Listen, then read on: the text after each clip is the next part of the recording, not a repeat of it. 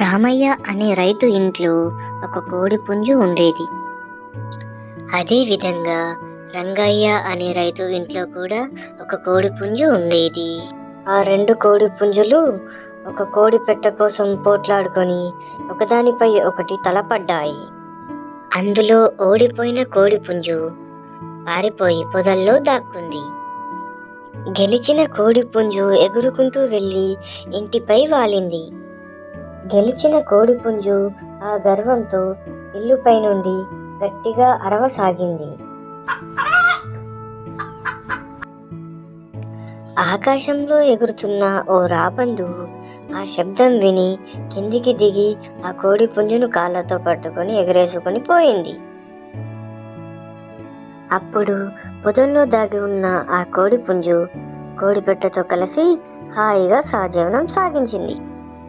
ఈ కథలోని నీతి: దేవుడు గర్వపోతులనే శిక్షిస్తాడు.